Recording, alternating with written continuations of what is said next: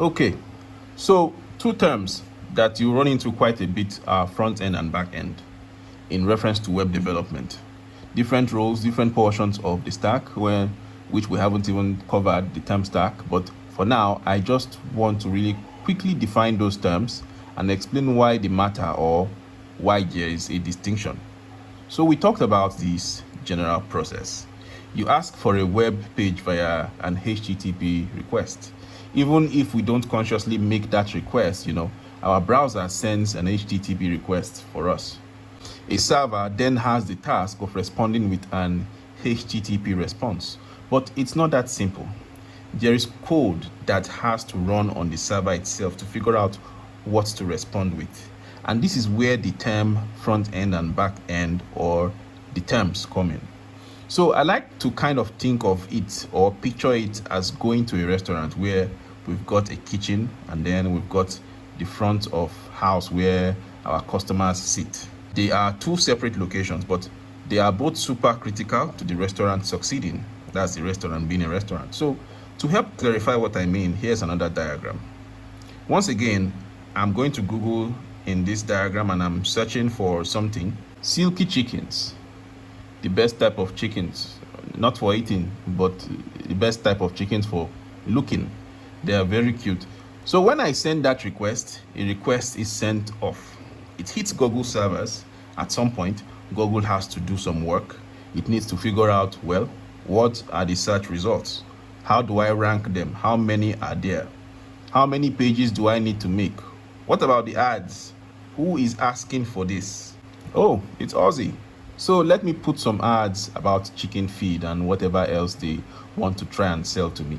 A page has to be constructed first. So there's a lot of logic that goes into figuring out who I am, what do I want, what do I have permission to view if I'm logged in. All of that code, that's all happening on Google servers before it even sends anything back to me. So that's the back end. That's the kitchen, if you will, in a restaurant, constructing the response. Then it sends back a response to me in form of HTML, CSS, and JavaScript. So that code that it sends back runs in my browser, and that is all client-side or front-end code, HTML, CSS, and JavaScript. So the stuff that happens over here could be one of any, well, not any language, but lots of different languages. Python, C, Java. We can also use JavaScript over here on the server side. There are lots and lots of different back-end languages or server-side languages, but there's only 3 tools that every web page is constructed of. At most, 3 tools: HTML, CSS, and JavaScript. So front-end development focuses on these tools. That's the stuff that runs in the browser, and back-end development focuses on the stuff that runs on a server, not in the browser. So they are connected.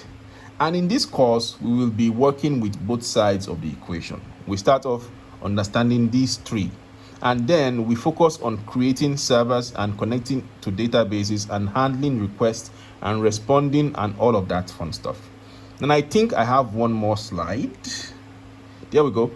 The final piece of the puzzle is that the response is sent back. Our browser receives it and it displays it. So there's work that goes in on both sides of the dotted line. And people spend their whole lives, their whole careers focus on just one small piece of back-end code or one small portion of front end. So I'm showing this to you now just to give you an overview of the sort of flow, the process, how these pieces fit together. But I don't want to give you the impression that you are going to be expected to know every single piece of this massive puzzle. No. In the next video, we'll talk a little bit more about HTML, CSS, and JavaScript and what they each do before we start learning them. So that's coming up.